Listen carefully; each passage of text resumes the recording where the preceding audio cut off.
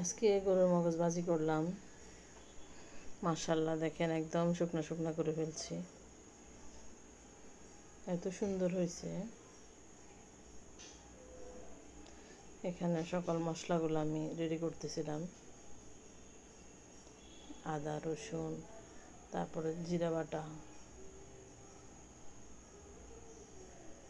একটু ভেজে নিতেছি। এটা জিরা ধনিয়া বাটা দিয়ে দিলাম আজকে, যেন একটু ভালো হয় আর কি। দেখেন হলুদ মরিচ দিয়ে দিলাম। আমাদের এখানে হিন্দুদের শুরু হয়েছে, দুর্গা পূজার প্রোগ্রাম শুরু হয়েছে। চারপাশে অনেক আওয়াজ। এখানে মগজগুলো সুন্দর করে ধুই পরিষ্কার করে নিলাম। এগুলো ভালো করে হাত দিয়ে চটকাই, তারপরে দিবে মশলাতে। পরিষ্কার করে নিলাম। দেখেন ওনাদের গানের প্রোগ্রাম বাজতেছে সারা রাত সারাদিন। আমার এখানে মশলাগুলো দেওয়া হয়েছে, ভালো করে ভেজে নিব। এবার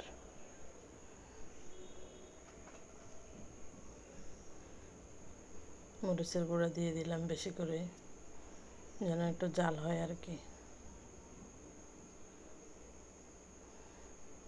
এখানে আমার ভাত হচ্ছে এক পাশে, ভাতের চুলায় ভাত দিয়ে দিলাম। মাংস রান্না করব, আলু ভাজি করতেছি এক চুলায়। আপনারা সবাই কেমন আছেন? আসসালামু আলাইকুম।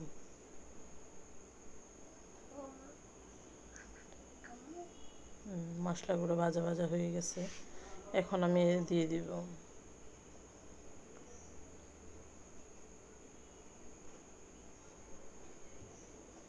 দেখেন এখানে ভালো করে চটকায় রাখছিলাম মগজগুলা, ওগুলো দিয়ে দিচ্ছি।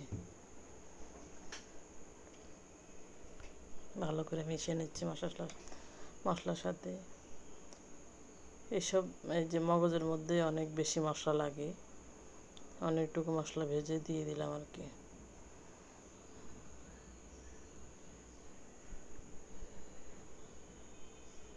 দেখেন এরপর একদম ঢাকনা দিয়ে দিব, চুলা কমায়, যেন ভালো করে সিদ্ধ হয়।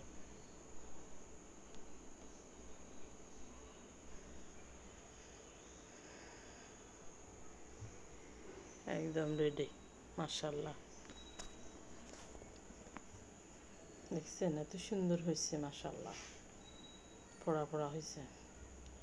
এখানে একটু চা খাবো, কালার চা। Thank you. আসসালামু আলাইকুম।